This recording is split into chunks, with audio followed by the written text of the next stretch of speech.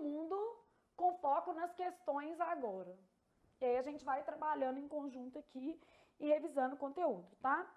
Bom, Flávia, como é que eu faço para ler um texto? Como é que eu devo fazer a leitura do texto para ser assertivo? Eu sempre falo com o aluno que você pode usar algumas estratégias. Uma estratégia possível é, vamos supor, eu venho aqui, dou uma olhada no tipo de questão. Então, aqui, ó, sobre a opinião expressa pelo autor por meio do texto em questão, é correto afirmar. Então, já sei que vai pedir a opinião. Aqui, eu tenho um texto que é Notre Dame é um patrimônio da humanidade. E a respeito desse trecho, de sua relação com o restante. Então, na hora que eu passar por esse trecho aqui, eu vou prestar um pouco mais de atenção. Eu marco algumas palavras, eu não paro e faço uma leitura detida, não. Porque se eu fizer uma leitura muito detida, eu vou acabar perdendo muito tempo e as questões são grandes, né? Isso pode trazer um problema. Então, aqui eu quero questão de correção gramatical. A respeito da linguagem predominante no texto. Por que eu estou fazendo isso? Eu estou checando basicamente aquilo que a banca considerou como mais importante, né? E a partir dessa verificação dos enunciados, eu já faço uma leitura muito mais adequada do meu texto. Então, essa que é a ideia, fazer uma leitura mais adequada. Então, eu sei lá que eu vou ter que olhar a linguagem. Eu já sei que tem uma questão sobre o conector entretanto, que normalmente eu já tenho ali uma visão de que ele é um conector adversativo, é o mais comum, né? Aqui, ó, só de olhar aqui eu falo assim, essa daqui é a melhor resposta, mas enfim, você vai fazendo o resto, né? Opa, eu tenho uma figura de linguagem, eu posso não saber algumas dessas daqui, essas são menos comuns, já tenho ali uma noção. Então, só para ter uma noção do que tem. Isso já é gramática. Peguei aqui emprego do hífen, aqui já é outro texto, eu já não preciso analisar mais. Então, o que eu fiz? Eu fiz uma vamos dizer assim, análise das questões com o seguinte objetivo. Então, o que eu queria nessa pré-análise? Ter uma referência para fazer uma leitura mais adequada do meu texto e evitar ter que ficar voltando toda hora ao texto. Quem marca o texto todo, gente, geralmente não está fazendo a melhor coisa. Porque a gente tem que ter uma referência do que é a ideia central. Então, a Catedral de Notre Dame, Notre Dame de Paris, eu não vou dizer adeus. Carga cultural e moral da catedral transcendeu em muito sua história factual. A Catedral de Notre Dame em chamas é uma tragédia terrível, como a definiu, a tragédia, ó, isso aqui é uma questão de referenciação. Eu poderia falar assim, o pronome a retoma a palavra o quê? Tragédia, como a definiu a prefeita de Paris, Anne Hidalgo. A Notre Dame é um patrimônio da humanidade. Isso aqui, ó, é o trecho que eu estava analisando lá. Uma herança gótica inestimável, cuja carga cultural e moral, aí eu já sei que cuja é um pronome relativo, não aceita artigo depois, já fui fazendo umas referências também, né? Cuja carga cultural e moral transcendeu em muito sua história factual. Virou o ícone épico de uma era. Nas penas de Victor Hugo, em Notre Dame de Paris. É quase uma visão no desenho de Marc Chagall. Notre Dame em Grills. Vista da calçada por Rafael ou estilizada por o trilho, a catedral inspirou, enlevou, acolheu escritores, pintores, poetas, pessoas. Então, ela está falando aqui do papel, né, de referência cultural. Aí eu acho que é legal a gente fazer esses esqueminhas. Vai escrevendo no texto, né, papel de referência cultural. Nenhum deixou jamais de se emocionar. Então, as pessoas, em geral, e os envolvidos, né, não deixaram de se emocionar com essa catedral e com o que veio dela, né? Mas será o fim? Aí, uma interrogação, as perguntas no texto são retóricas. Olha o que acontece. Eu não vou dizer adeus, então será o fim? A chance maior é de não, já existe uma referência textual acerca disso. Em 1829, a Notre Dame, transformada em fábrica de pólvora durante a Revolução Francesa, sofreu grande destruição. Então, está mostrando que isso já até aconteceu. Agora, começar a frase com pois não é uma boa não, tá? Na sua redação, isso aqui faria com que você perdesse pontos, tá? pois não foi para conclamar a nova Franca a salvar a velha. Expressa naquela catedral imorredoura que Victor Hugo propôs-se a escrever. Então ele está mostrando ali a lógica aqui é de uma imortalidade. Seu romance Notre-Dame de Paris, renomeado posteriormente para o Corcunda de Notre-Dame, acolhido pelo povo, animou a mobilização dos esforços para a restauração da Notre-Dame. Então aqui, ó, ela está basicamente explicando o que aconteceu, né? Já sofreu um dano, né, similar. Então aqui, ó, e a gente vai fazer nesse tipo de marcação. Ela, né, a catedral, é o foco do romance que teve seu nome como título original. Então aqui, ó, esse romance é o romance que era chamado de Notre-Dame de Paris, tá vendo? Referência à ação. E esta é a marca da maestria narrativa de Hugo. O enredo se constrói a partir da arquitetura da catedral e a força moral da Notre-Dame sobressai-se majestosa, mesmo diante de personagens inesquecíveis como Quasimodo, a jovem Esmeralda e o sinistro arcebispo de Paris, Claude Frollo. Daí haver mais que laço íntimo entre Quasimodo e a igreja, uma espécie de misteriosa e pré-existente harmonia entre essa criatura e esse edifício. Precisaremos de outro autor para mobilizar Paris e o mundo para salvar a Notre-Dame dos escombros? Então, aqui a explicação é que a restauração se deu pela mobilização advinda do romance, ó, faz a marcação para você entender. E agora, como a gente vai fazer para mobilizar as pessoas para salvar? Como essa mobilização vai ser? Perguntas no texto têm um efeito retórico, isso quer dizer que vai se responder ao longo do texto. Ou nos basta Victor Hugo com seu tamanho e sua imortalidade? Ainda hoje, o Corcunda de Notre-Dame leva multidões ao teatro, quase esquecidas de que a Notre-Dame é um monumento plantado no coração de Paris e sua obra um romance símbolo da história da França e sua revolução. A vitalidade da Notre-Dame, entretanto, uma conjunção adversativa. Não está na sua arquitetura esplêndida. Então, a vitalidade não está na arquitetura, ao contrário do que a gente pode pensar, né? Ou na arte deslumbrante e abundante no seu interior, nos afrescos, nas pinturas, na escultura, nos vitrais. São destrutíveis e restauráveis. Então, quer dizer, podem morrer e podem renascer, tá? Então, quer dizer, essas coisas materiais, o plano material da catedral, né? Ele pode ser destruído e restaurado. Está nos sentimentos poderosos que esta arte em nós provoca. Como escreveu Victor Hugo, o que conta não é a reprodução dos acontecimentos reais, históricos, mas a das paixões humanas elementares, o medo, a coragem, a vontade de poder, a abnegação, o instinto de morte, o amor. Notre-Dame é o coração de Paris e é de todos nós. Então, ela faz ali uma, como é que eu posso dizer? Inclui o leitor no texto, né? É uma marca de subjetividade.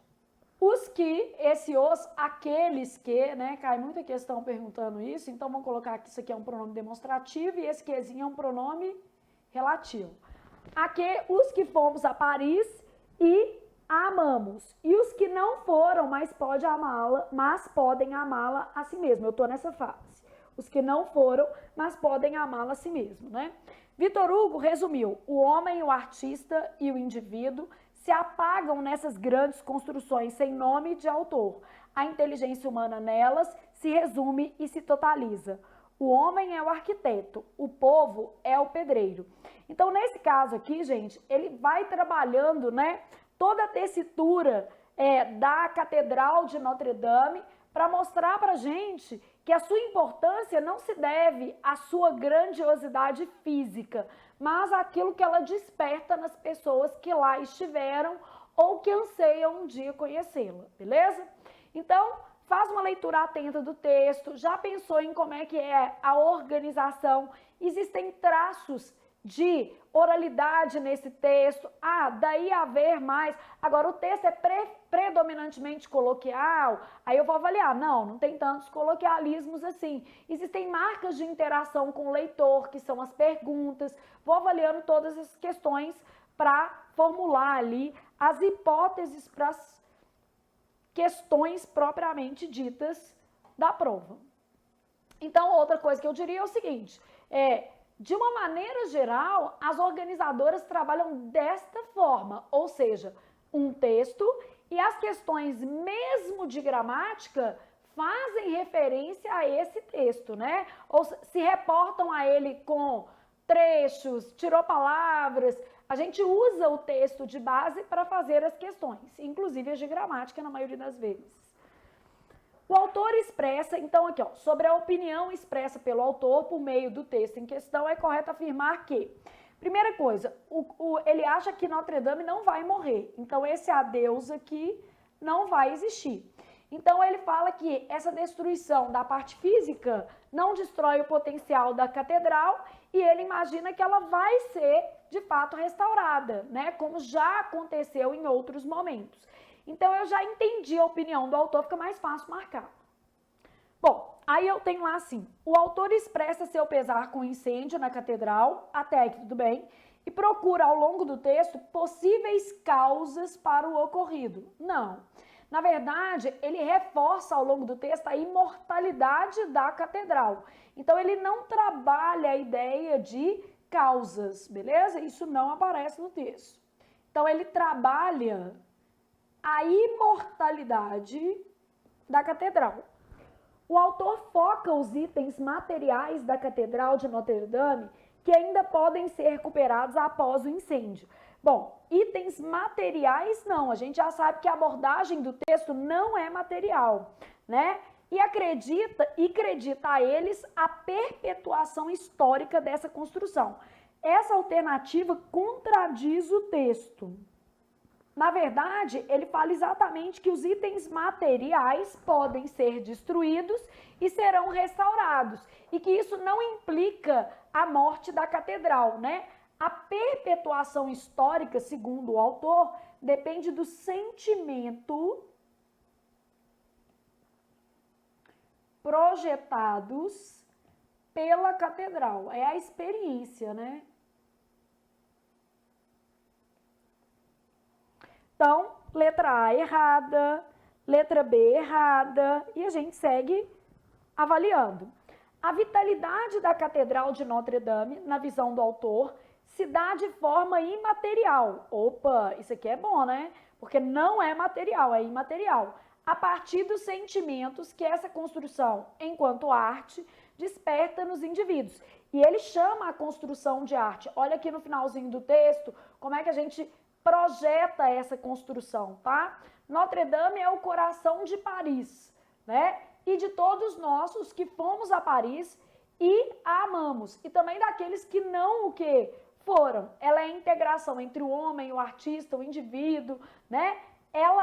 O templo é o arquiteto e o povo é seu pedreiro. E aqui, ele trabalha a ideia de arte, Está nos sentimentos poderosos que esta arte, essa seria a melhor resposta aqui, para a gente marcar, né? Porque essa frase aqui é que traz, assim, a nossa resposta à questão número 1 mesmo, beleza? Bom, então gostei demais dessa, deve ser essa daqui, mas eu sempre leio todas, mas é essa, lógico, né?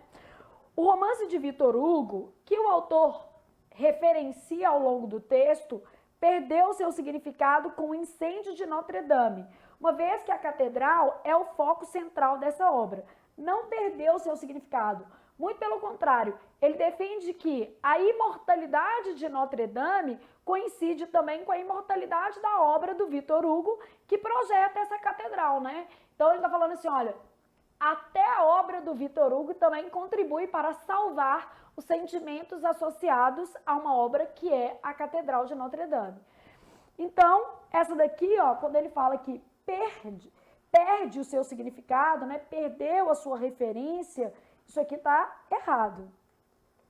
de modo que a nossa resposta seja a letra C, de continuarei estudando até ter os resultados que eu estou buscando, né, gente? É assim que funciona. Na questão número 2, eu tenho lá, isso aqui está no primeiro parágrafo do texto, tá? Notre Dame é um patrimônio da humanidade, uma herança gótica inestimável, cuja carga cultural e moral transcendeu em muito sua história factual. Virou o ícone épico de uma era, mas, nas penas de Victor Hugo, em Notre Dame de Paris. É quase uma visão, né? No desenho, ele traz aqui as referências. Vista por Rafael ou estilizada por Utrílio, a catedral inspirou, enlevou, acolheu escritores, pintores, poetas, pessoas.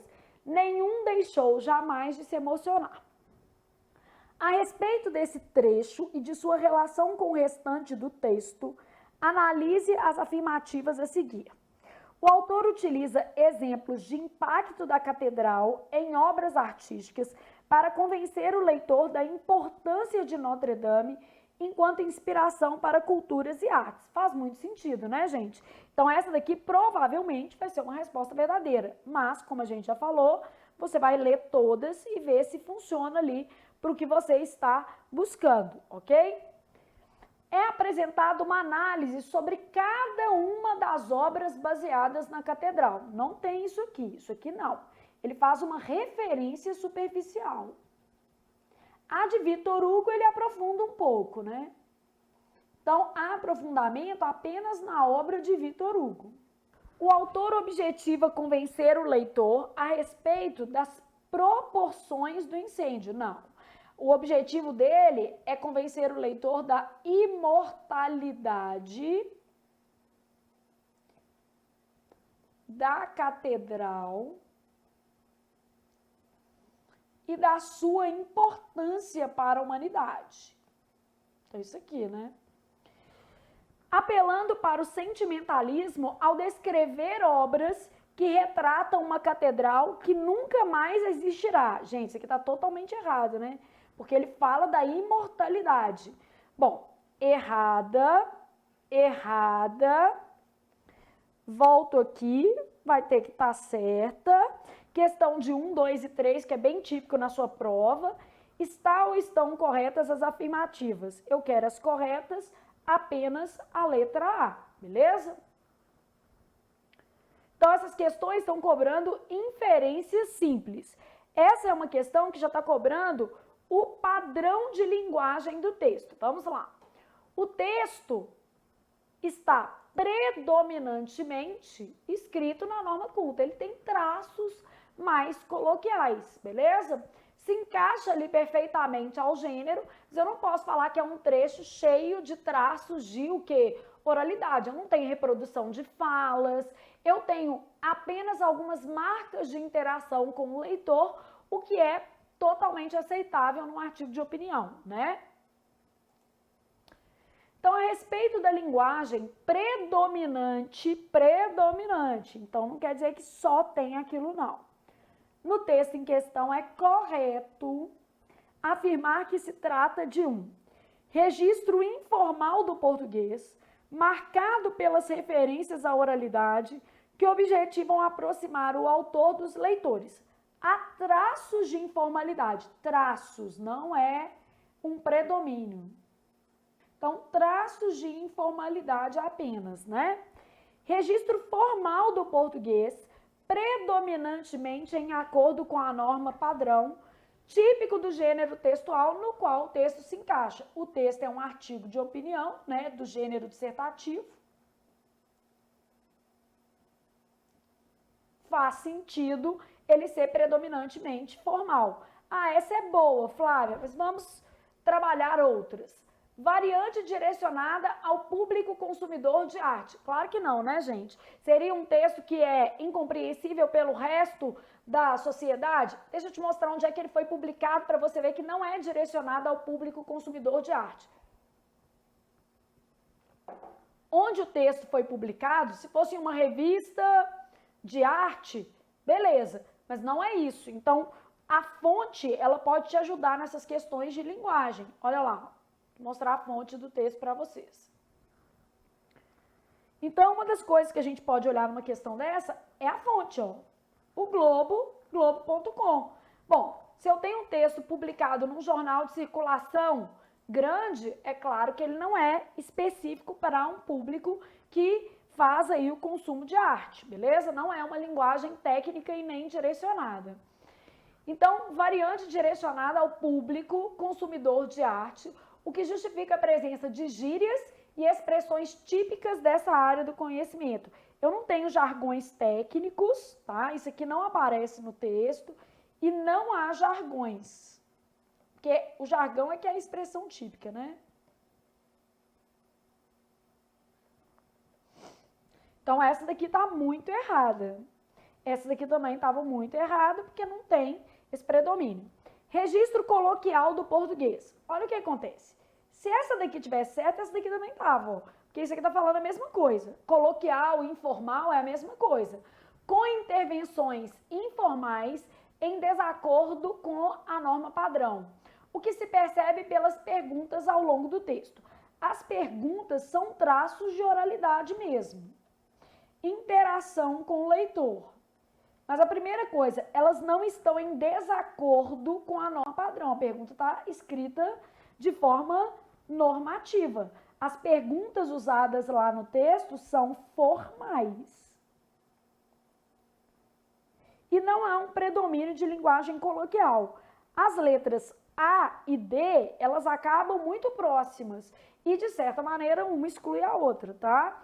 Então, a gente tem uma linguagem predominantemente formal, com traços de informalidade apenas, traços, né? Um registro ou outro, especialmente no uso da primeira pessoa do plural, especialmente nas marcas interativas com o leitor, tá? Então, questão 3, letra B, de bom continuar estudando. Questão 4, uma questão super simples de conector, então sem nenhum problema aí para o candidato, né? A gente vai ter uma questão que trata coesão mesmo.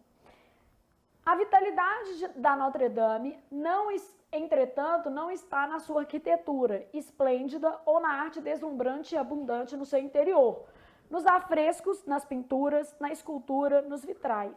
São destrutíveis e restauráveis. A conjunção destacada pode ser substituída corretamente e sem que haja prejuízo de sentido no trecho por. Portanto, não. Aqui eu tenho uma conjunção adversativa, que dá uma ideia de oposição. Esse conector aqui é uma conjunção conclusiva. Então, não pode. Enquanto é uma conjunção temporal. Todavia, é uma conjunção adversativa. Então, essa daqui já serve, né? Consequentemente, é um advérbio, nem é uma conjunção, com ideia de consequência. Beleza? Então, nossa resposta, letra D, de devo continuar estudando, beleza? Então, olha só uma maldade, tá? Se eu falasse assim, a conjunção entretanto pode ser substituída pelo conector mas, o que você diria? Verdadeiro ou falso? Aqui, ó, vamos supor que eu tivesse assim, o conector entretanto, vamos brincar aqui de CESP um pouquinho, porque pode cair numa questão de 1, 2 e 3, né? Corretamente, sem que haja prejuízo de sentido para o trecho, aqui ó, corretamente, e sem que haja prejuízo de sentido para o texto, vamos imaginar, porque a gente está aqui é para treinar mais, então, o conector, entretanto, pode ser substituído pelo conector mas. O que vocês acham? Verdadeiro ou falso? O que tem aí na concepção de vocês? Então, quando eu penso nesse conector, basicamente, o que você está olhando? Então, o conector, entretanto, pode ser substituído corretamente sem que haja prejuízo de sentido para o trecho por mas. Vocês acham que pode ou não? Pode nada, né, gente? Por que não pode, gente? Porque esse mas, embora seja uma conjunção o quê? adversativa, tá? Então, embora seja uma conjunção adversativa, da mesma maneira, ele não pode ser deslocado. Tenta colocar o mas aqui para você perceber, só para a gente fazer essa relação. A vitalidade da Notre Dame, mas não está na sua arquitetura esplêndida. Conseguem perceber que ele não se ajusta a esse local na frase? Então, a resposta aqui seria errada. E eu estou explicando isso porque numa questão de múltipla escolha, eu poderia ter a letra E aqui, ó, sem problema algum, com o conector mas. Aí o menino ia falar assim, ah, vai ser anulada. Não vai ser anulada nada. Na verdade, se eu tivesse o conector mas aqui, a resposta continuaria sendo a letra C. Não continuaria sendo a letra C, que é uma conjunção adversativa. Ah, mas o mas também é uma conjunção adversativa. Sim, só que o mas é uma conjunção adversativa que só aparece no início da oração que ele introduz. Fica sem sentido a frase, ó. Então, o problema é o seguinte, é adversativa. Vivi perguntando assim, mas não é uma adversativa? É. Aí é que está o detalhe da questão, né? Eu tenho que substituir não só pelo sentido, tem que ser corretamente também. Então, ele precisa se ajustar ao contexto sintático, ele teria que ficar bem posicionado aqui, ó, no meio da oração. E, na verdade, o conector mas, ele tem uma restrição. Ele só aparece no início da oração. Ele não pode vir entre vírgulas deslocado. Então, a conjunção mas adversativa, ela sempre introduz a oração de que faz parte. Ô, Flávio, mas eu já vi mas no meio da frase. É porque você viu isso aqui, ó. Estudou, aqui, ó, serve para você que falou isso. Estudou, mas não aprendeu a matéria. É o menino, né? Tá no meio da frase, mas no início da segunda oração. Então, estudou, mas não aprendeu a matéria. O que está acontecendo aqui, ó?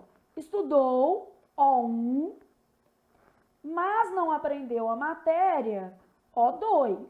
Esse conector aqui está no início da oração de que faz parte. Ele faz parte da segunda oração, né? Essa questão é muito comum no CESP, tá? É uma questão mais elaborada. Só que assim, como a gente está aproveitando aqui para treinar, né?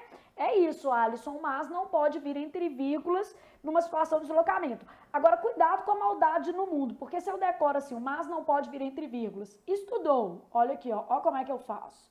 Mas, mesmo assim, não aprendeu a matéria. Pronto. Aqui tá certo. Por quê? É só uma ilusão de ótica. Quem tá entre vírgulas é o mesmo assim. Só que tem que tomar um cuidado. Então, não olha só a questão da pontuação, né? E não pode reformular a frase quando a gente pede uma questão de substituição. Numa questão de substituição, a gente tem que manter as palavras exatamente na mesma posição. Beleza? Então, o mas é um conector que só pode ser usado no início da oração de que faz parte. Aqui, quem está entre vírgulas é o mesmo assim. Então, o que o Anderson colocou, que o mas não pode vir entre vírgulas, é verdadeiro. Porém, há de se ter algum cuidado, o Alisson, desculpa, colocou, há de se ter algum cuidado, porque eventualmente você está visualizando esse par de vírgulas aqui.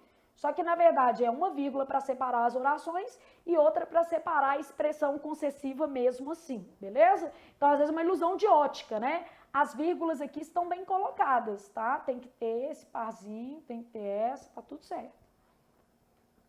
Estão bem colocadas, não são para o mas, né? O mesmo assim aqui veio entre vírgulas, mas aí a gente tem que trabalhar essa questão. Nós estamos aqui para ver coisas elaboradas, até porque podem cair, tá, gente? É fazer a diferença, né?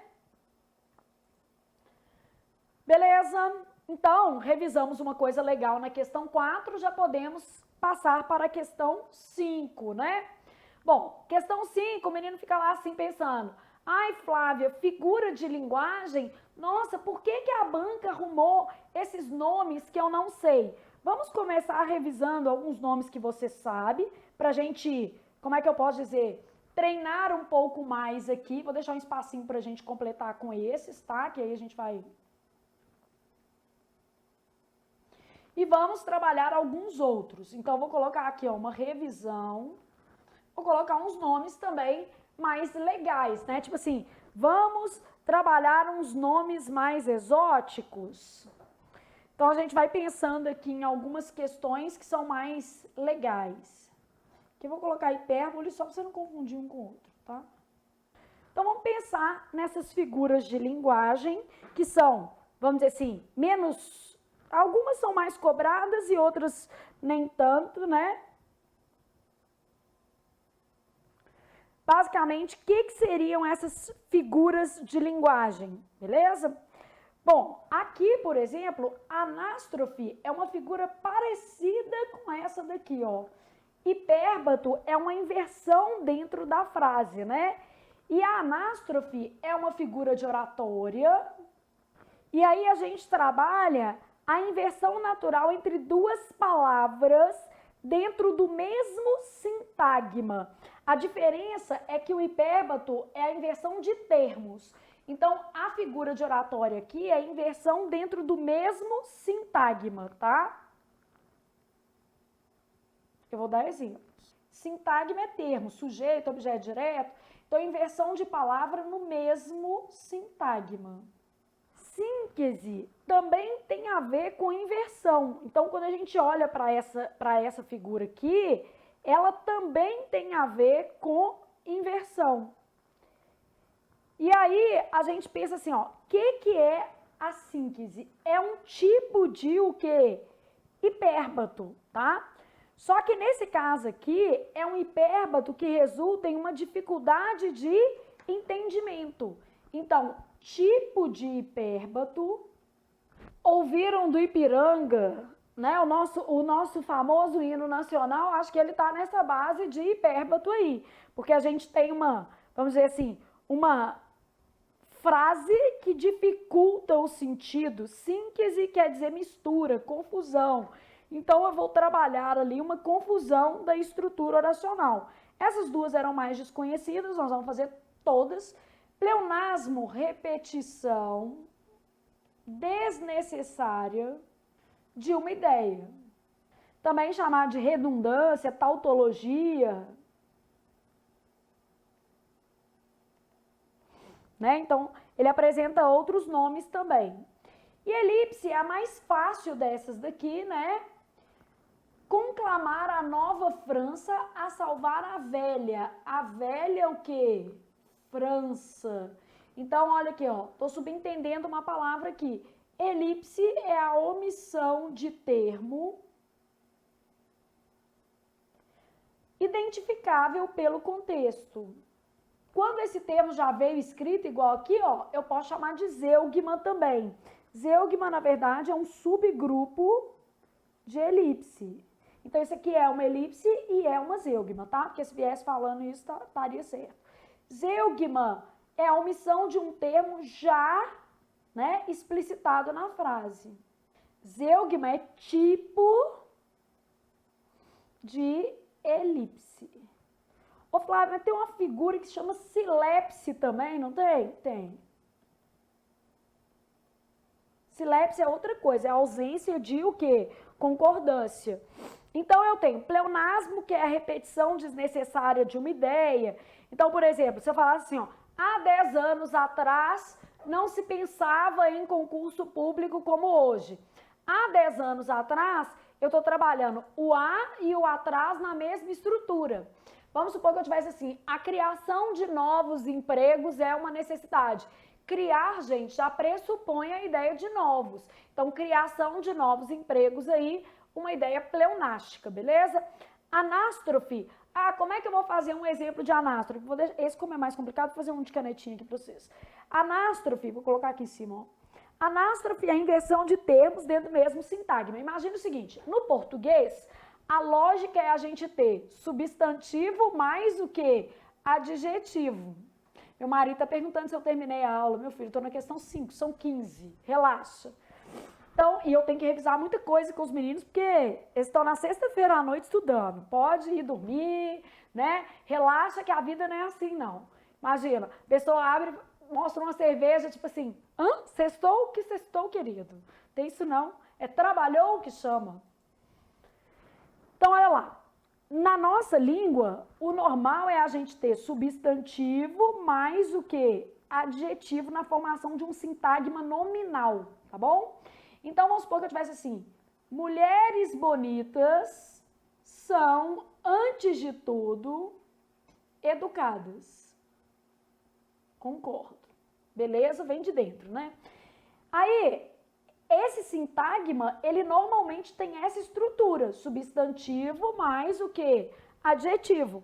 Para fazer anástrofe, eu vou fazer uma inversão nessa ordem. Eu vou colocar, bonitas mulheres são, antes de tudo, educadas. Bonitas mulheres. Então, coloquei primeiro o adjetivo e depois o substantivo. Então, anástrofe, inversão dentro do mesmo sintagma. O hipérbato já é uma inversão de termos. Então, na verdade, eu troco o sintagma. Eu pego o sujeito, que está aqui, porque esse termo todo chama sujeito, né? E desloco para cá.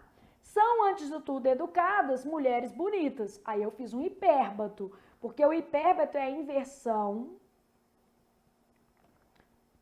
da ordem direta.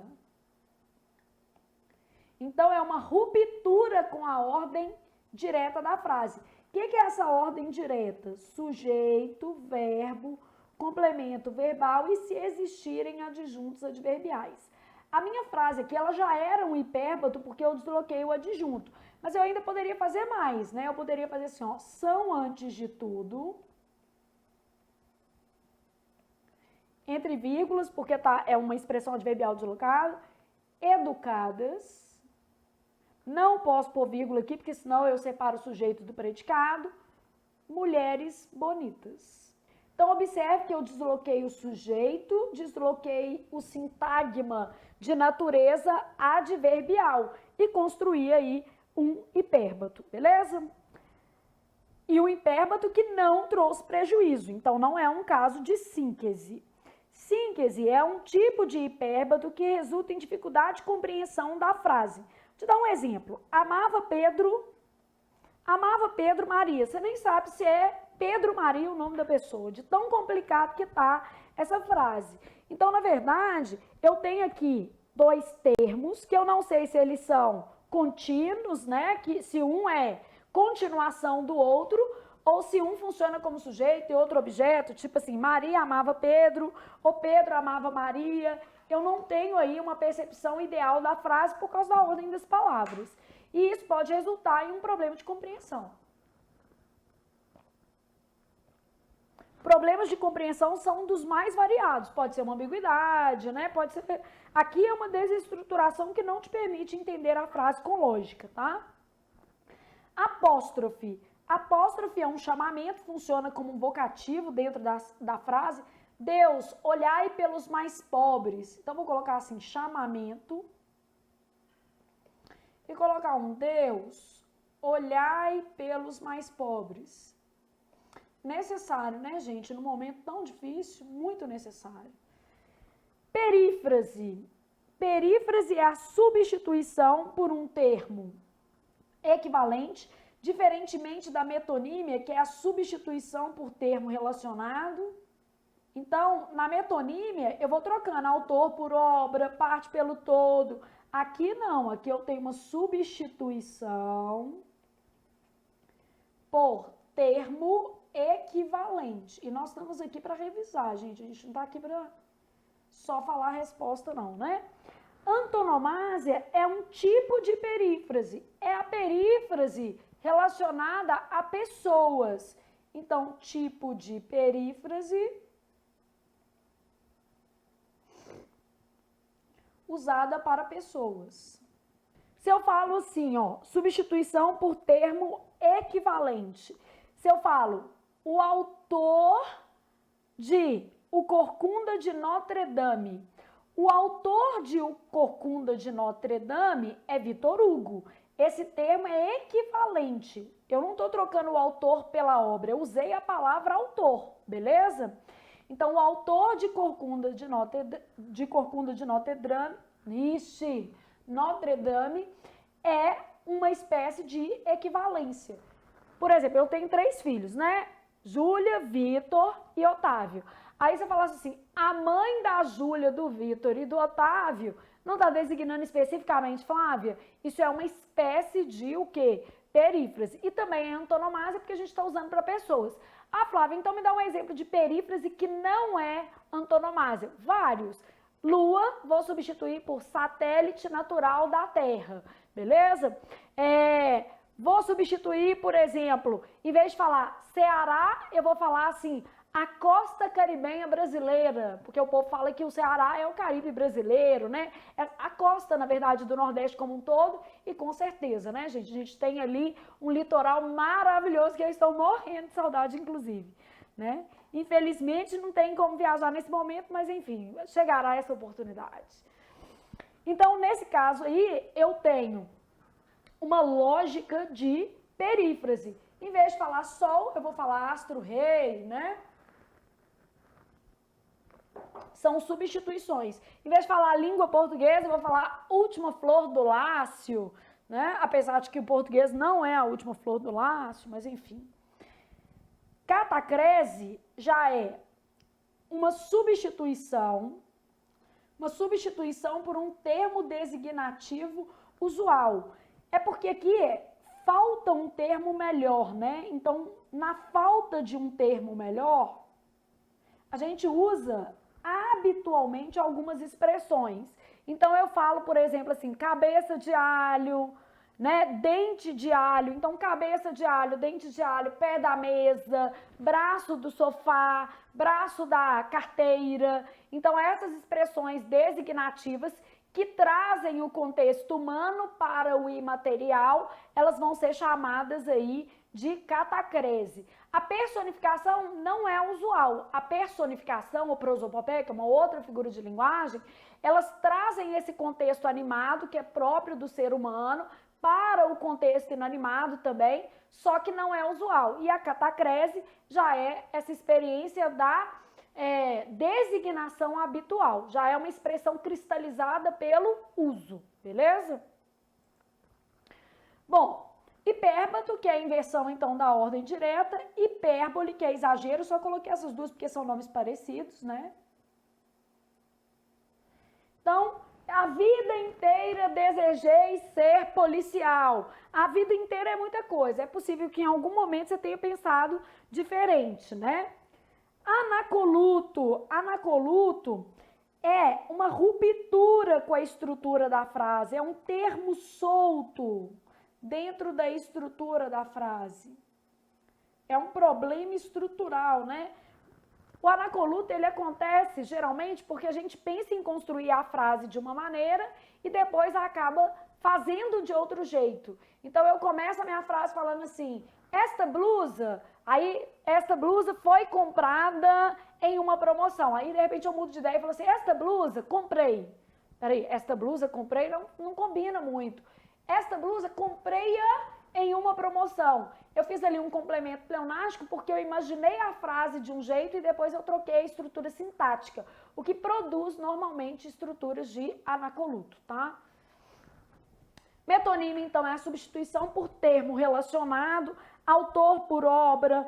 Então, adorava ler Vitor Hugo. Agora eu tenho uma metonímia, porque na verdade eu não adoro ler Vitor Hugo, eu adoro ler as obras de Vitor Hugo, beleza?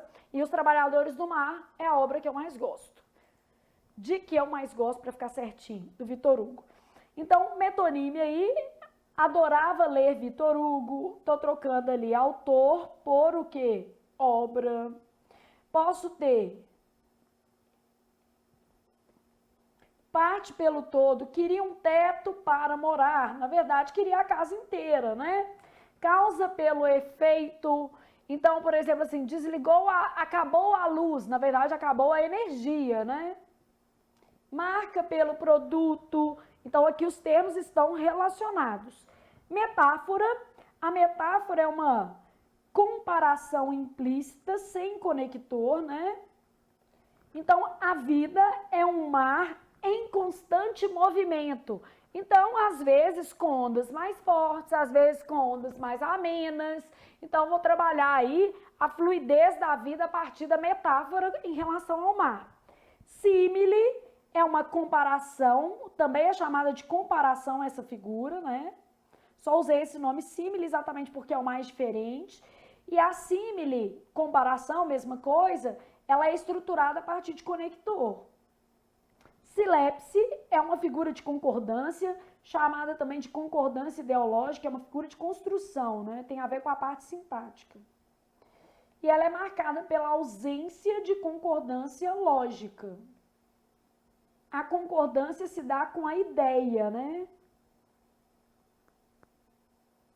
Por isso chama concordância ideológica. Os professores queremos melhorias na educação brasileira. Os professores queremos, eu me incluí aí no discurso, porque eu sou professora, então a ideia de os professores queremos, nós professores queremos. Essa silepse, ela é comum. Isso não quer dizer que ela está dentro da norma culta. Então, a gente vamos à praia. A gente vamos à praia, claro que não é uma frase normativa, então não está dentro do escopo da norma culta, mas ela traz uma figura de linguagem conhecida como silepse, porque são duas perguntas diferentes, né, gente? Norma culta e silepse. Por que ela traz uma figura de linguagem chamada de silepse? Porque a gente dá a ideia de nós. Vamos, primeira pessoa do plural. Então, eu concordei com a ideia do termo e não com o termo em si.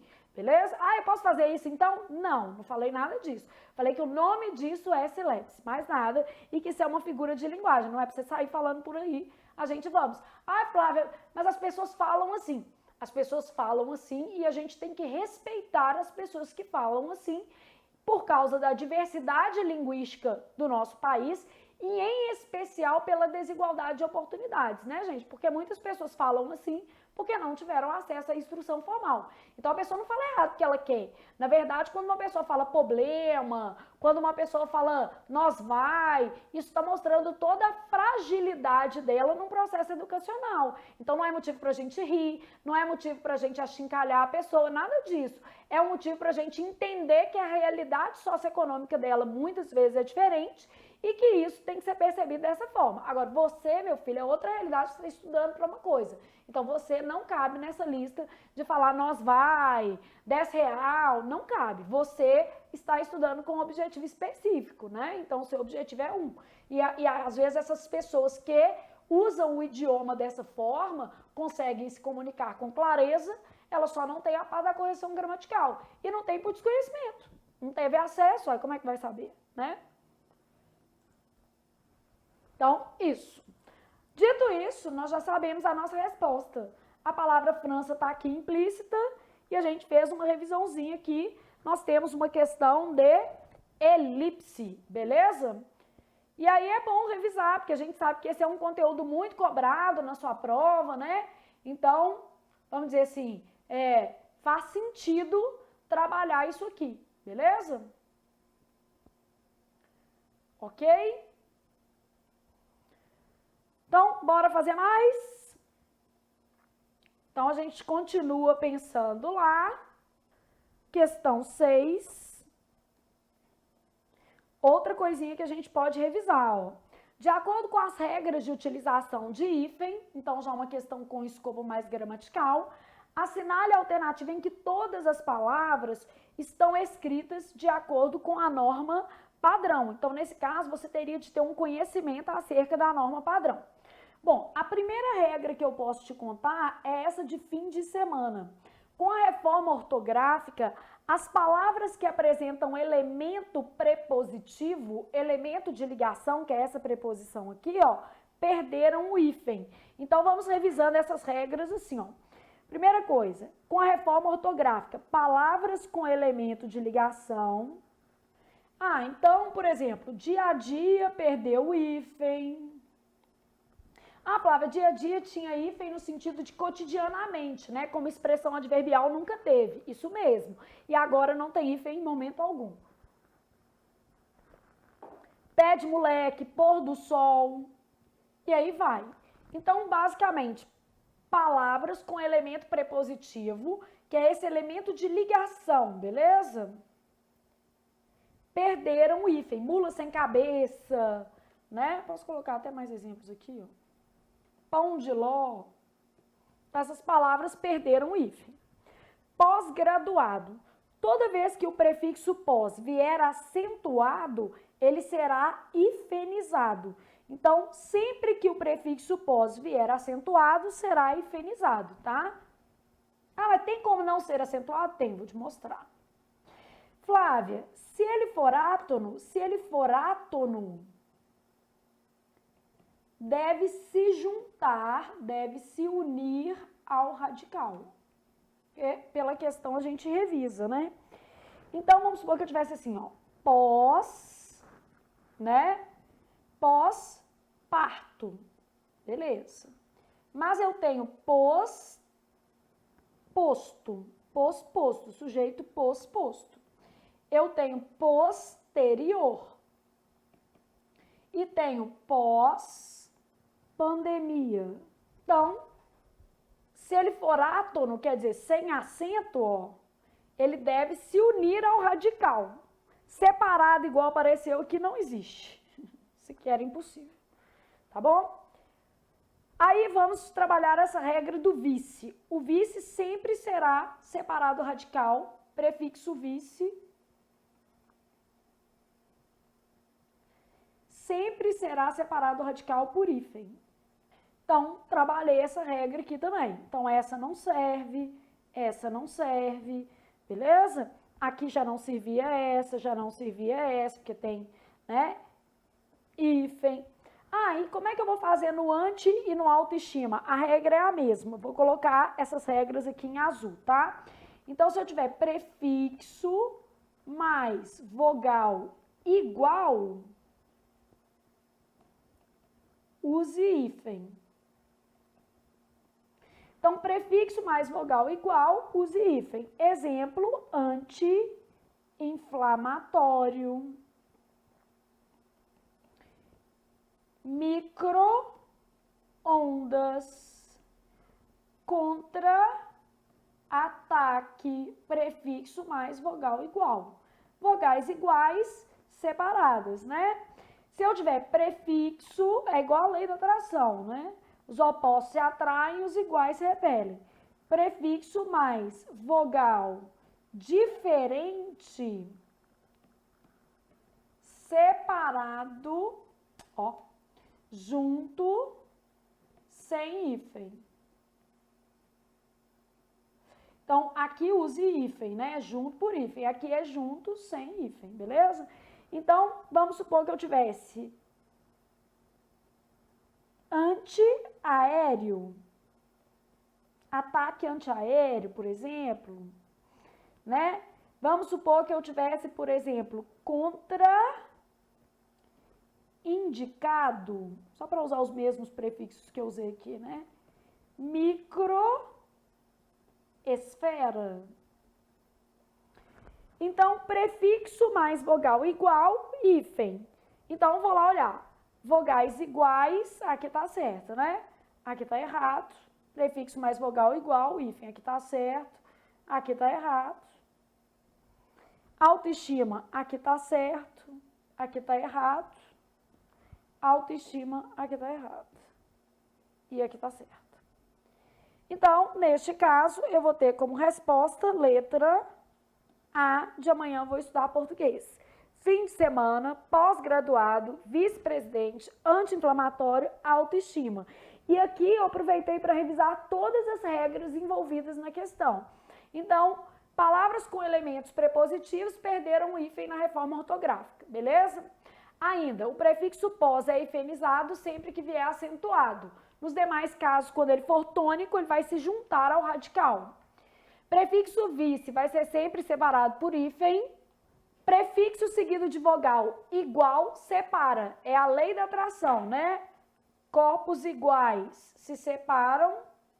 Então, iguais separados, diferentes do que? Unidos. Beleza? Só pra gente lembrar essa regra aí. Foi? Conseguiram acompanhar? A de amore. Isso mesmo. Conseguiram acompanhar que era a letra A, gente? Seguindo todas as regras. Olhem aqui as que não podem ser. Vou colocar um marca-texto vermelho nas erradas, tá? Esta palavra está errada, essa está errada, errada. Errada, que eu estou considerando aqui que está hifenizado, né? Errado, errado. Essa também estou considerando hifenizada, errada, errada, beleza? E aí, de modo que, após a eliminação, você vai ter ali como resposta a letra A. De amanhã vou estudar português e eu estarei aqui para estudar com vocês no canal do YouTube, né? Ou em outras plataformas, para trabalhar muito, porque é isso que a gente tem que fazer, estudar, não tem outro jeito não. Beleza? Bora para 7. A gente tem muita coisa para estudar. Então, na questão 7, eu já tenho um outro texto, que aí você pode fazer mais ou menos como a gente combinou. Ah, Flávia, eu dei uma olhadinha no que estava pedindo. Só que essas duas questões são só para 7. Aí já não faz tanto sentido, ó, é só para isso. Analise os dois textos a seguir. Texto 1. Então, uma questão que está trabalhando, né, ali a intelecção de texto, a relação entre dois textos. Aliás, aceite uma ajuda do seu futuro amor para o aluguel. Devolva o Neruda que você me tomou e nunca leu. Eu bato o portão sem fazer alarde. Eu levo a carteira de identidade. Uma saideira, muita saudade. E a leve impressão de que já vou tarde. Essa música é triste, gente. Eu acho muito triste essa música, mas enfim. Mas eu adoro Chico Buarque. Muita coisa bonita. A noite é preta e maravilhosa. Luta, não. Tô perto do fogo que nem o couro de tambor numa roda de jogo. Nesse sufoco, tá dando soco que nem lango-lango. Se a vida é um filme, meu Deus, é que nem Tarantino. Eu tô tipo Django. Então, basicamente aqui, outro texto para você interpretar aí essa lógica mais poética.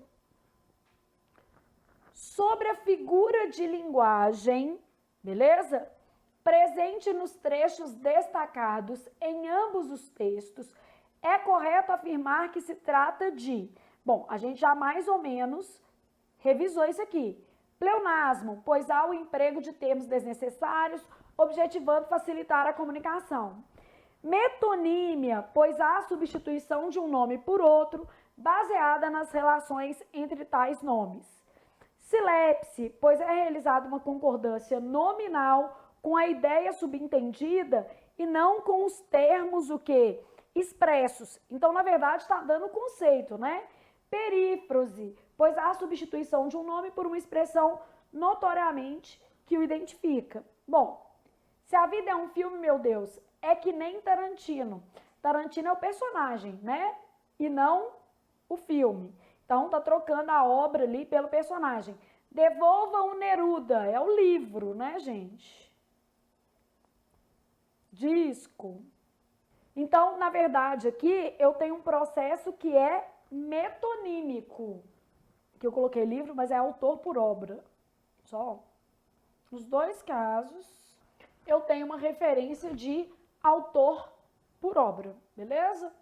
Então, o processo aqui é um processo metonímico. Então, sobre a figura de linguagem presente nos trechos destacados em ambos os textos, é correto afirmar que se trata de uma metonímia, pois há a substituição de um nome por outro baseado na relação entre tais nomes, ok?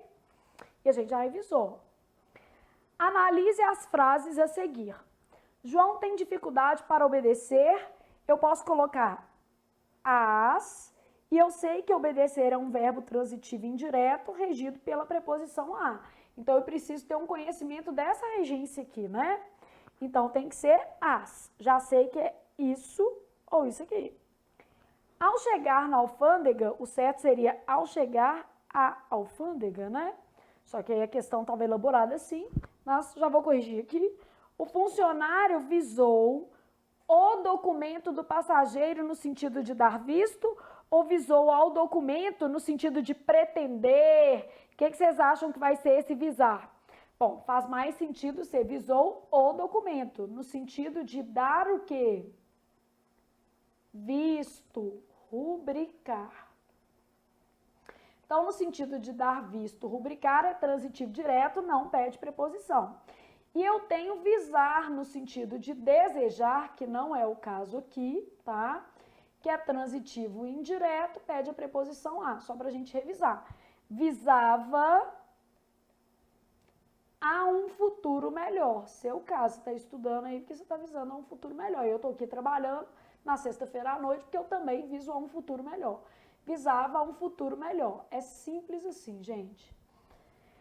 Então, ao chegar à alfândega, o funcionário visou o documento, no sentido de dar o quê? Visto. Então, já sei aqui como é que está a minha resposta. Ao pisar na areia, aqui também podia ser pisar a areia, é melhor, né? E esse A nem ia ter crase, que é pisar transitivo direto, tá? Denise aspirou a brisa do mar. Aspirou a brisa, sim, ó. Eu tenho aspirar no sentido de cheirar, que é o caso aqui. No sentido de cheirar é transitivo direto, não pede preposição. E eu tenho aspirar no sentido de desejar, que é transitivo indireto e pede a. Aspirava a uma vida plena. A uma vida plena. Pisar, gente, pode ser um verbo transitivo direto, por isso que eu estou deixando aqui, porque a gente revisa outras regências, né? Sara implicava frequentemente com o irmão. Implicar no sentido de ser o quê? Implicante. No sentido de ser implicante, transitivo indireto, pede a preposição com. E aqui, ó, para revisar o implicar, em regra, implicar com valor de acarretar é considerado VTD. Então, eu falo assim, ó, demissões implicam reformulações na própria vida.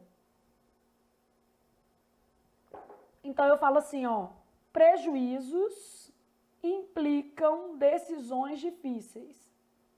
Implica algo. Beleza? Bom, é uma questão cujo conteúdo cobrado é regência. E aí nós revisamos alguns verbos. Obedecer, transitivo indireto, pede a. Visar, no sentido de dar visto, direto. No sentido de desejar, indireto, pede a. Pisar, transitivo direto. Esse a que vai aparecer aqui é só um artigo. Chegar, pede a preposição a. Tá craseado porque a alfândega é feminino, né?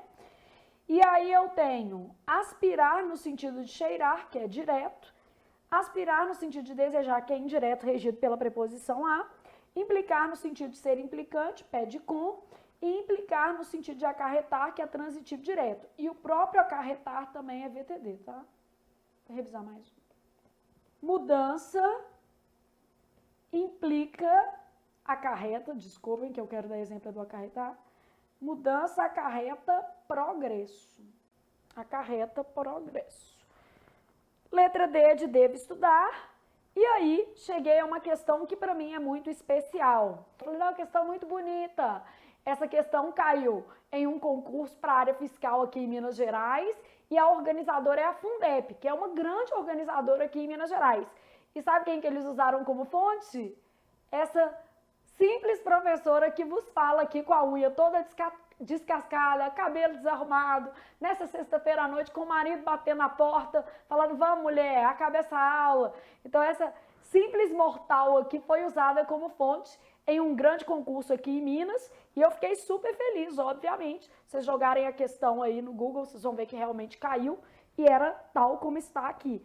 É uma questão da Fundep do ano de 2019. E eu não sabia, uma aluna que me mandou essa semana essa questão e falou comigo assim, Flávia, você viu que você foi fonte em um concurso público? Eu falei, não.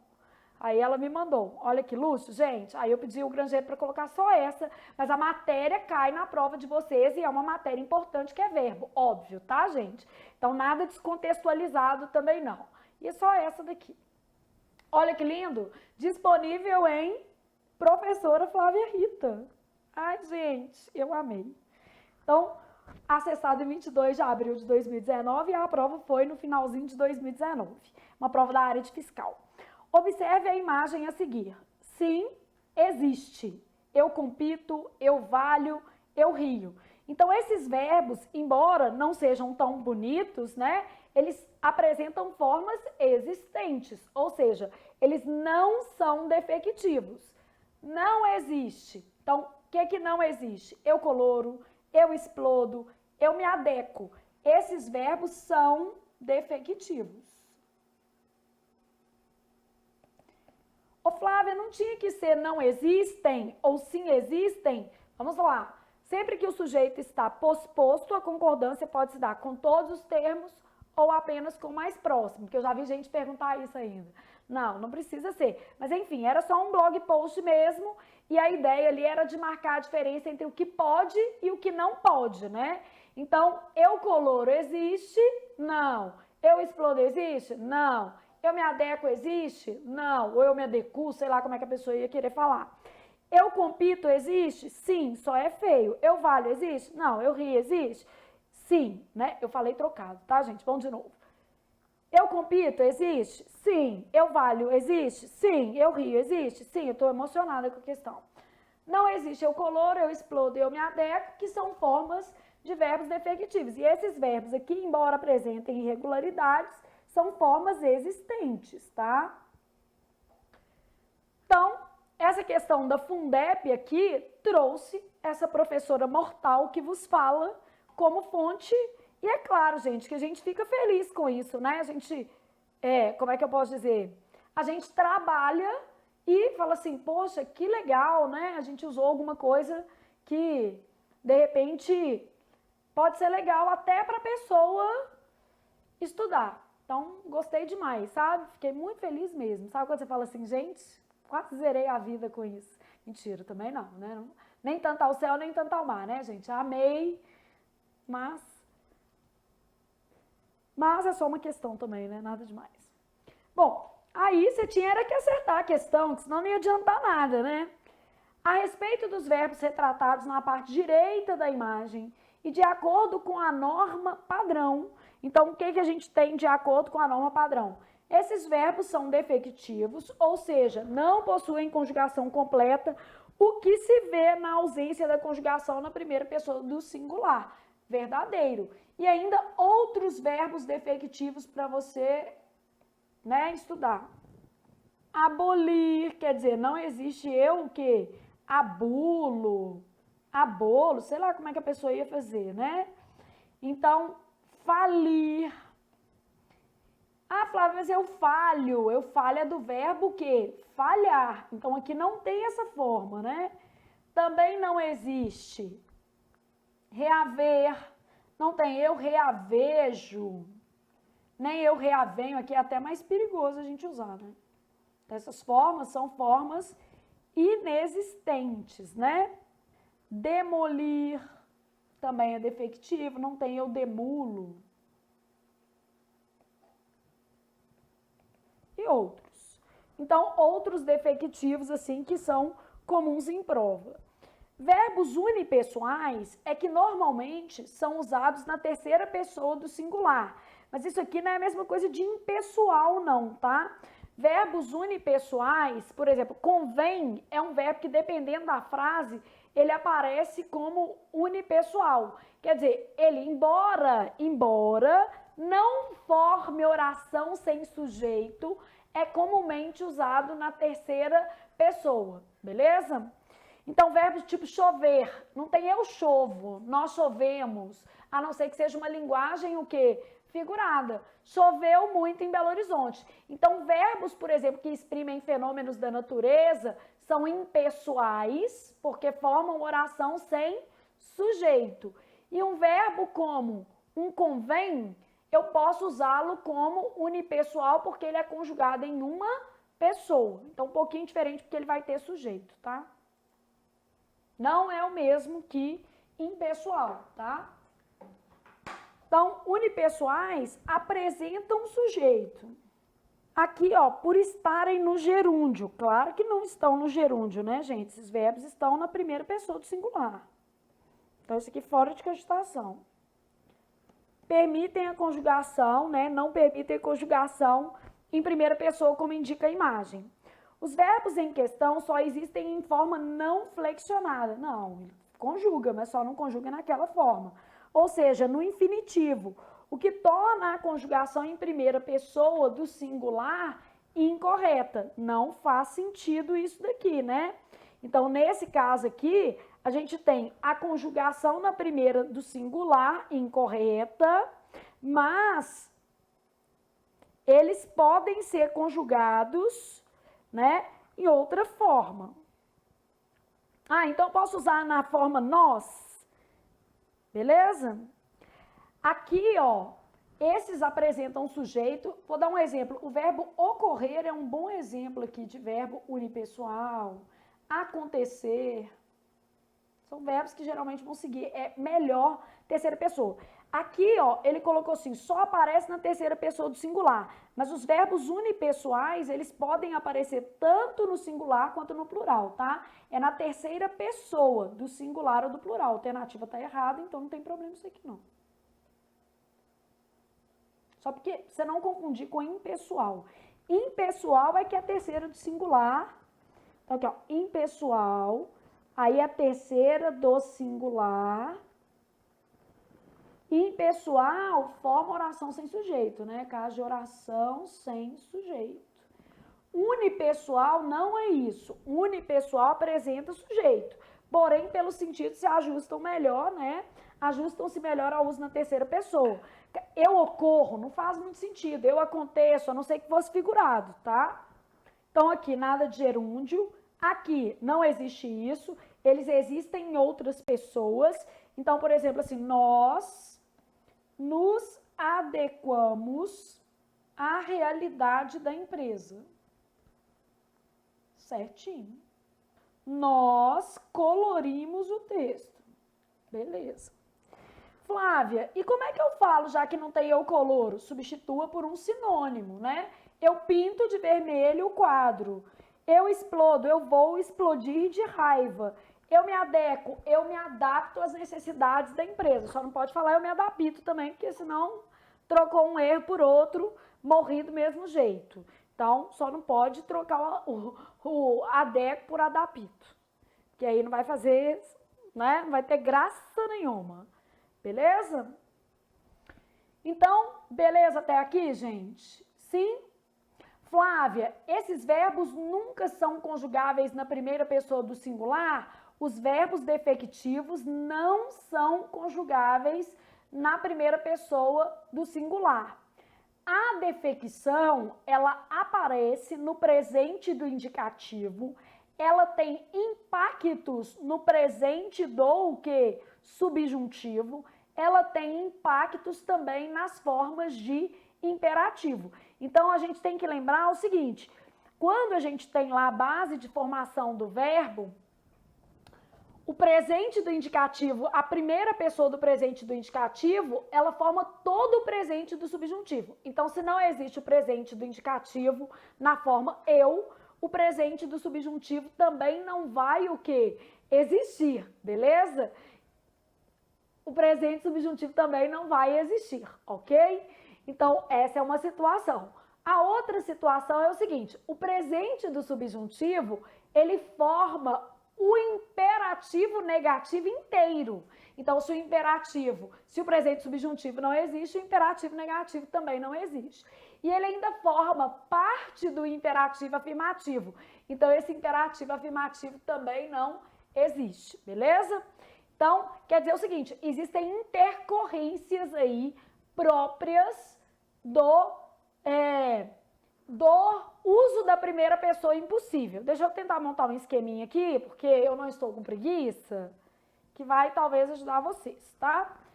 Aqui está o presente do indicativo, aqui está o presente do subjuntivo, imperativo afirmativo e imperativo negativo, beleza? Imperativo não tem a primeira pessoa mesmo, o eu dele não existe, ok? Então, aqui eu vou colocar eu, tu, ele, nós, vós, eles. Bom, toda vez que um verbo é defectivo, não tem essa forma. No mínimo, não tem essa, mas existem defecções mais agressivas. O adequar, por exemplo, só tem o nós e o vós. Então, existem defecções que todo verbo defectivo não apresenta a primeira pessoa do singular, apresenta o indicativo. Mas existem defecções severas. Quer dizer, que o verbo vai apresentar só nós e vós, tá? Bom, se isso não existe, significa dizer que nada no presente do subjuntivo existe. Então, isso aqui tudo, ó, não existe, porque é uma forma derivada. Significa dizer que no imperativo afirmativo, esta forma não existe, esta não existe, esta não existe. Essa aqui pode existir, depende daqui, que ela vem do presente do indicativo. E o imperativo negativo, como ele é todo igual ao presente subjuntivo, nada existe. Então, ó, quando um verbo é defectivo, eu tenho prejuízos para 4 tempos verbais, quais sejam presente do indicativo, presente subjuntivo, imperativo afirmativo e imperativo negativo. Sempre haverá ausência de termos nesses 4 tempos, quando um verbo é defectivo. Então, alguém perguntou assim, Flávia, a defecção afeta apenas o presente do indicativo. Falso. A defecção afeta presente do indicativo e faz com que nada do presente do subjuntivo exista. Parte do imperativo afirmativo deixa de existir e nada do imperativo negativo existe. Beleza?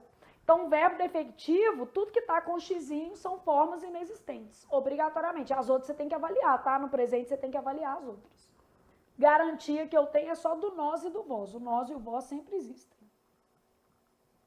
Esses dois aqui. Sempre é ok. Beleza? Sim? Então pronto, já dei minha contribuição humana com essa questão de prova.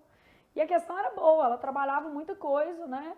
Assim, na minha opinião, ela era fácil porque a resposta estava nela. Não existe. Verbo defectivo, não existe, né? Então, basicamente, já tinha ali uma resposta, tá bom? E aí, vamos continuar, né? Então, Flávia, qual que era a resposta? De amanhã vou estudar português, beleza? Então, a resposta aqui era a letra A, de amanhã vou estudar português. 9, acabamos, 10. Analise este texto. Os polvos são mais próximos que chegamos de encontrar um extraterrestre inteligente, diz o professor de filosofia australiano Peter Chachan no capítulo inicial de Outras Mentes. O polvo e a origem da consciência, lançado no início do ano pela Todavia Livros. Também pudera 8 braços, 3 corações, um bico, centenas de ventosas que cheiram e sentem gosto, uma bolsa de tinta, um corpo inteiramente mole, capaz de mudar de forma e cor em frações de segundo, e 500 milhões de neurônios que garantem curiosidade, capacidade para aprender e um temperamento único a cada animal. Achei super legal, quase que eu estava querendo ser polvo. A respeito do emprego da pontuação, então pontuação é um conteúdo muito explorado na sua prova. A respeito do emprego da pontuação no trecho destacado, de acordo com a norma padrão, é incorreto afirmar. As vírgulas empregadas em 8 braços, 3 corações, um bico, são usadas para separar elementos que exercem a mesma função sintática na oração. Verdadeiro, né, gente? Isso aqui são componentes de enumeração. E os componentes de enumeração exercem a mesma função sintática. Então, quando eu volto aqui, ó, eu tenho lá assim, também pudera 8 braços, 3 pernas, tananã, que cheiram e sentem gosto. Ele está explicando tudo aqui, né? Está separando esses termos que têm uma natureza explicativa depois dos 2 pontos, né? Bom, ele está pedindo um incorreto, tá? Então, essa não serve, porque esse aqui está certo. Aí, depois eu vou para a letra B. Os dois pontos em também pudera, 8 braços, anunciam a mudança de pessoa do discurso. Claro que não. Anuncia uma explicação, né? Nada a ver com o que? Fala de personagem. Se eu tivesse a mudança da pessoa do discurso que passa do indireto para o direto, isso aqui seria introduz uma fala de personagem. Tipo assim, ó, ela disse, discurso indireto. 2 pontos. Não gosto de português, tá? No meu caso, não. Amo português, vamos trocar. Então, ela disse, amo português. Passou do discurso indireto para o direto. Introduz fala de personagem. Então, já sei que é errada essa. Muito errada. O travessão duplo, presente em um corpo inteiramente mole, capaz de mudar de forma e cor em frações de segundo e 500 milhões de neurônios, é empregado com a função de isolar a frase do restante do texto. Verdadeiro, né? Tirou esse pedacinho aqui, ó. Capaz de mudar o corpo, é capaz de mudar. O ponto final encerra o enunciado escrito e tem também correspondência fônica, pois representa uma pausa na cadência de leitura. Sim. Correspondência fônica, todo sinal de pontuação tem, né? Quer dizer, todos eles servem para marcar pausas ou entonações da oralidade. Então, uma interrogação, uma exclamação são pontos entonacionais. Normalmente vão marcar, né, expressividade dentro do discurso. E os demais vão marcar pausas, normal. 11. Só aspas não, né, gente? Só porque o menino vira e fala assim, aspas também é uma pausa? Não. A gente tem alguns sinais, tipo aspas, que aí vão servir para outras coisas. Citação, ênfase, fala de personagem, porque vai que o menino pensa, né? 11. Assinale a alternativa em que a reescrita de passagem do texto está correta quanto à norma padrão de pontuação. Bom, então, de novo, a gente tem uma questão que é de o quê? Pontuação. O Brasil, segundo a Boa Notícia, subiu 16 posições no ranking do Banco Mundial. Aí eu tenho, se bem que ainda está na 19ª colocação, aqui, ó, já não pode ter isso aqui. Aqui eu posso pensar assim, o Brasil, segundo a Boa Notícia, isso pode vir entre vírgulas mesmo, subiu 16 posições no ranking do Banco Mundial. Se bem que ainda está na 109ª colocação, num total de 190 nações. Seguinte, ponto e vírgula só pode ser usado para separar orações coordenadas. Isso aqui é uma conjunção concessiva. Quer dizer que vai introduzir oração subordinada adverbial concessiva. Ou seja, você tinha que saber também classificar os conectores. O sinal de ponto e vírgula só pode ser usado para separar orações coordenadas entre si.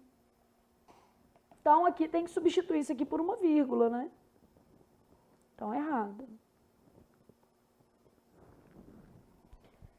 Aí, continuei pensando na minha questão. Quanto ao pagamento de impostos em particular, o Brasil, conforme o documento mundial, então, conforme o documento, aqui, ó, eu tenho uma expressão introduzir no texto, tá certo, né?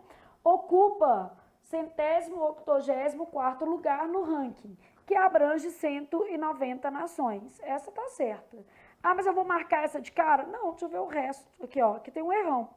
México, Chile, Colômbia, isso aqui é o sujeito versus predicado. Não se separa, né? O sujeito do predicado por vírgula.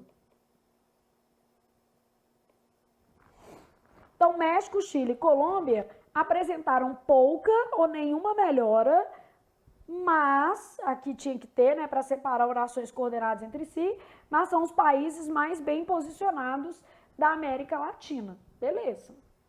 E tá certo mais bem, né, por causa do particípio. Então, essa daqui também estava errada. Considerando-se, bom, já não é bom isso aqui, tá? A carga elevada e o emaranhado de regras dos tributos incidentes sobre o consumo, vírgula. Porque isso aqui tudo é uma oração adverbial, oração subordinada, adverbial. Né? Se considerarmos, se levarmos em o quê? Consideração, né? Tá dando essa ideia de condicional. Então, nesse caso aqui, é vírgula só, porque só posso usar ponto e vírgula só para coordenadas. E aí, você observa que você também tinha que classificar a oração. Porque às vezes o menino não quer saber oração, porque fala assim, ah, não, pontuação não precisa. Precisa. O ranking do Banco Mundial deixa claro que não pode ter essa vírgula não, porque senão separa o verbo do complemento. O maior atraso relativo do Brasil se dá no pagamento de impostos. Então, essa daqui também é erradíssima. O progresso brasileiro ocorreu em 4 indicadores. Não tem essa vírgula. Aqui tinha que ser 2 pontos. Outra versão, fornecimento de energia elétrica, prazo para abertura de empresa com registro eletrônico, acesso à informação de crédito e certificação eletrônica de origem para importações. Então, nesse caso aqui, ó, eu tenho a introdução de itens. Para introduzir itens, eu vou usar 2 pontos, é o mais indicado, mas posso usar também outra versão. Então, errada, de modo que a minha resposta seja a letra B, de bom continuar estudando, e você está animadíssimo ainda, beleza? Então, seguimos, pois, à próxima questão. Assinale a alternativa correta quanto à colocação pronominal.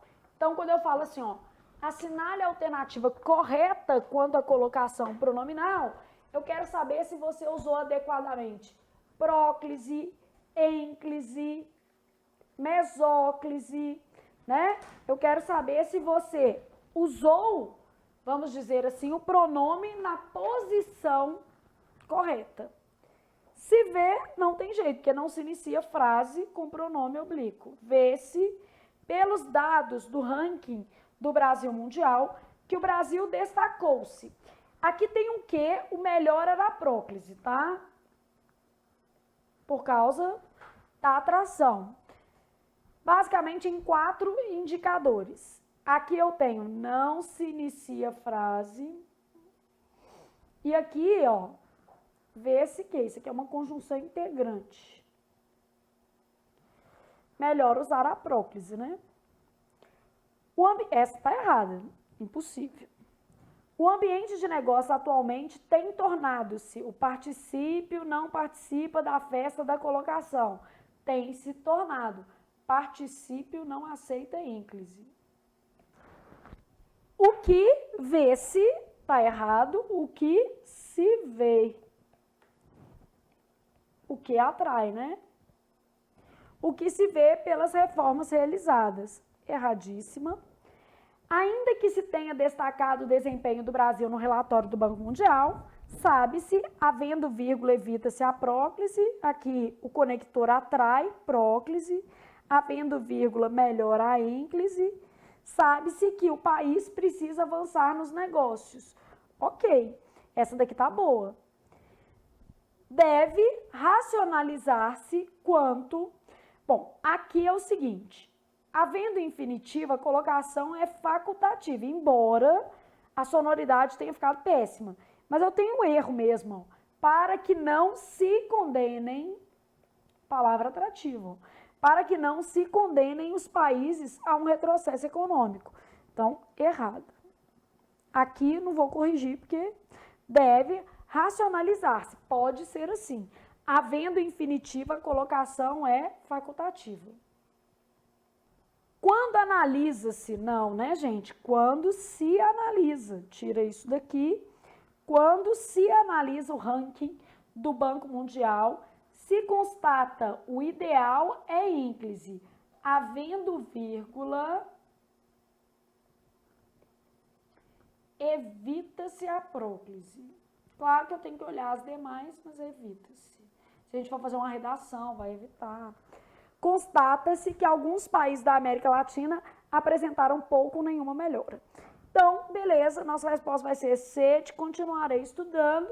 E aqui a gente revisou algumas regras. Não se inicia a frase com pronome oblíquo, particípio não aceita ínclise, com infinitiva colocação é facultativa, havendo vírgula, evita-se a próclise. Identificamos alguns fatores de atração, que a gente chama de nasg, ri, de oi, né? Isso aí, nasg, ri, de oi é só um mnemônico. Palavra de sentido negativo, advérbio curto, conjunção subordinativa, gerúndio precedido de em. Aí depois eu tenho pronome relativo, indefinido e demonstrativo, frase explicativa, interrogativa e optativa. Então eu tenho ali fatores de atração, né? 13. Muitas das vezes, os investidores vão à procura de opiniões que corroborem. Aí aqui, ó, o que você tem que fazer? Completar considerando a regência.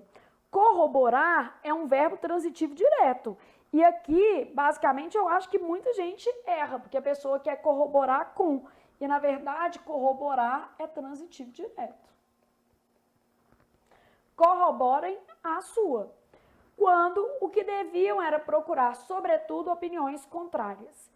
Quando encontram opiniões que divergem, aí você vai lá pensar, o que diverge, diverge de, então divergem da sua, os investidores tendem a descredibilizá-las ou a lê-las na diagonal. Processo exatamente oposto, o que é oposto a. Então, processo exatamente oposto ao que ocorre quando descobrem opiniões coincidentes. O que é coincidente com, voltei para a tela errada, com as opiniões deles, que leem com muita atenção, veneração, quase que procurando um esforço positivo que lhes dê empurrão que faltava para validar a sua posição, desculpem. Letra D. O que eu acho que essa questão tem de legal é o corroborar, né? Porque aqui, ó, às vezes a pessoa erra por conta disso aqui, mas por eliminação talvez você fizesse, tá? Acho que essa daqui é uma questão de regência que dá para fazer por eliminação. Leia o texto para responder as questões abaixo. Ai, Flávia, mais um texto? Não tem jeito, gente, a prova é assim. É muito comum o brasileiro sofrer com um acento grave, sinal que serve para indicar a crase. Tá, Flávia, mas a questão é de crase, posso pular? Analisando as informações textuais, é correto afirmar que. Então, você tem que ter uma noção aqui do que o texto está falando sobre crase. E vai ter que ler o texto, não é uma questão de você olhar a frase. Ou seja, a fusão de A e A. Ele é apenas um sinalzinho com inclinação à esquerda, tem seus encantos, porém deixa muita gente boa em situação delicada. Quando alguém me pergunta como faz para aprender a crasear, digo para começar pelo avesso. Primeiro aprenda a não crasear, a não colocar o acento. Quer dizer, aprenda primeiro os casos proibidos. Eu acho que faz muito sentido. Porque proibições valem mais que tudo nessa vida. Em lugar proibido. Há certas construções em que ela não cabe, pois falta metade. Então, a crase é uma combinação de dois fatores, preposição mais artigo, né? Um dos as não comparece. Por exemplo, o artigo definido feminino a não pode ser usado em determinadas situações, o que, por exclusão, nos leva ao raciocínio de que o a da construção é apenas a preposição. Então, vamos lá. O uso do sinal grave, que é o sinal indicativo de crase, para indicar a crase, que gera dúvida até para bons conhecedores da língua, ocorre em um contexto marcado pela presença obrigatória de preposição e de artigo que definido. Bom, o sinal de crase é exatamente preposição e artigo definido. É o que está falando no texto. Aí vamos supor que o menino virou e falou assim: Ô Flávia, mas a crase também pode acontecer com pronome demonstrativo, mas a gente tem que considerar o texto. Então essa daqui está muito boa. Vocês vão avaliar as outras. O conhecimento para usar ou não o acento grave, que indica a crase, está mais relacionado à percepção subjetiva dos encantos desse sinal do que à própria sintaxe. Claro que não, né, gente? Tem nada disso. É a sintaxe. Se faltar um dos termos, você não pode usar. O emprego do sinal grave decorre de um aprendizado pelo avesso, ou seja, que ocorre quando se aprendem as situações em que há presença obrigatória. Aqui contradiz o texto, ele fala que a gente deve começar pelo avesso, ou seja, pelos casos proibidos. O autor dá ênfase a casos proibidos. Então ele fala que a ênfase maior deve ser isso. O fato de muitas pessoas com bons conhecimentos da língua ficarem constrangidos em algumas situações devido ao mau emprego do sinal grave tem feito com que ele seja abolido. Não, né, gente? Tem nada a ver. A utilização do sinal grave é marcada por determinadas construções regulares pelos encantos reguladas pelos encantos. Não. Isso comprova que em mais da metade dos usos o acento é facultativo. Só é facultativo no até sua, pode ser Maria, Flávia, vamos colocar Flávia. Então, só é facultativo assim, ó, depois da preposição até, antes de pronome possessivo feminino e antes de nome próprio sem o quê? Sobrenome, que são os casos, o quê? Facultativos. Depois de até, antes de pronome possessivo feminino e antes de nome próprio sem sobrenome. Até a sua Flávia é só para você guardar aí uma expressão. São os casos facultativos. Logo, nós, vamos marcar de acordo com o texto, letra A. E última questão da nossa revisão. Considere o trecho final do texto. Por exemplo, o artigo definido feminino a não pode ser usado em determinadas situações, o que por exclusão nos leva ao raciocínio de que o a da construção é apenas a preposição. Assinale a alternativa em que a primeira frase confirma e a segunda frase nega o contido na passagem final do texto. Isso aqui é só para te confundir. Vamos lá. Tipo assim, Flávia, eu não entendi nem o que ele está perguntando. Quando cheguei à repartição, quer dizer, eu tenho preposição mais artigo, né? Então, eu tenho assim, ó, o artigo feminino a pode não ser usado, o que por exclusão nos leva a um raciocínio de apenas a preposição. Aqui é crase. Quando cheguei à repartição, percebi que ali foram feitas algumas mudanças. Tá certo e tem os dois. A nova funcionária foi encaminhada à direção. Quem é encaminhado é caminhado a, mas o a da direção tá certo e é crase. Ah, então tem só preposição? Não tem só preposição, né? Durante a reunião do departamento, durante o período, esse a aqui é apenas um artigo. A frase está certa e ele é só um artigo. Lemos com atenção a ata da anterior. A ata também, artigo. Ok. Emprestei o livro importado a quem não deveria. Quem empresta, empresta algo a alguém, não é isso? Então, a quem não deveria, esse a é uma preposição.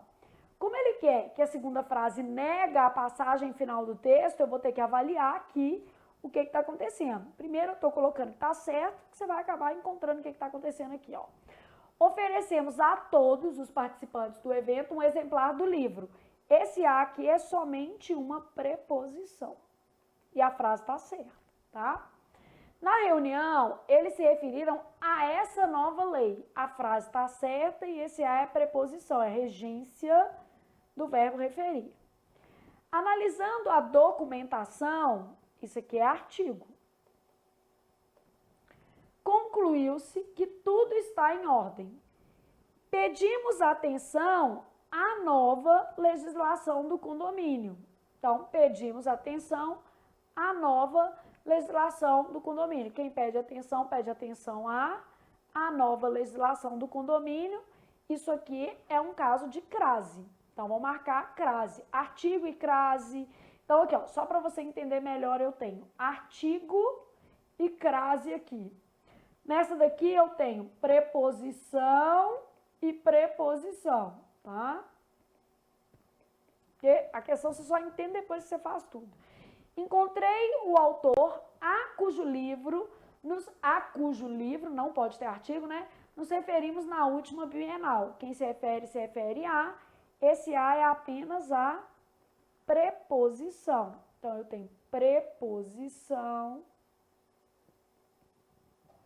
A foto do acidente a qual tive acesso. Quem tem acesso a. Tive acesso à foto, junta mesmo, né? A qual tive acesso. Crase. Deixa eu só voltar aqui, só para você ver o que tem aqui, ó. Aqui eu vou ter crase e crase.